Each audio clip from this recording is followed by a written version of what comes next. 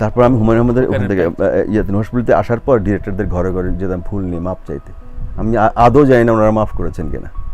আচ্ছা, কতজনকে ফাঁসাতে হয়েছে আমার ওনার জন্য। কারণ তখন ব্যাক করতে পারছেন না। নুহাশপল্লি এমন একটা জায়গায় ছিল ওখান থেকে গেলে আর আসা যেত না, এখন তো যাওয়া যায়। গাড়ি, তারপরে নৌকা, তারপর পায়ে হাঁটা, তারপরে কাদা। ইম্পসিবল একটা জায়গা নিয়ে উনি ছিলেন, এখন তো সহজ।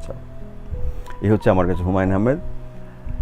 আরেকটা হুমায়ুন আহমেদ, ওনার যে অফিস কাকরাইলে ছিল, ফিল্মের অফিসটা, প্রায় দুপুরবেলা যেতাম মানে আসলে একটা ওনার কাছাকাছি থাকলে যদি একটা কাজ পাওয়া যায়, একদম আসলে যেতাম। উনি প্রেম করতেন শাওনের সঙ্গে, আমি জানতাম না তখন, কিন্তু আমি ছিলাম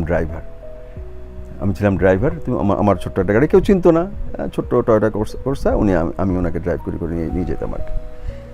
আচ্ছা, কোনো একদিন এরকম দুপুরবেলায় এই আমার সঙ্গে আমরা একসঙ্গে, তুমি যাবা না কোথাও খাবা, খাই আমরা ইয়েতে যাবো, বইমেলা গেলাম। যাওয়ার পর বই দিছে আর কি, দেখো এমনি হাত বাড়াই দিছে। আমি সবসময় ওনার বই খুলে কিন্তু দেখি, এই যে উৎসর্গপত্র দেখি কি লিখেছেন, যে ছবিপাড়ায় আমার ছোট্ট একটা অফিস আছে, সেখানে অভিনেতা মাহফুজ আহমেদ রোজ আসেন, এসে বলে স্যার ভাত খাবো।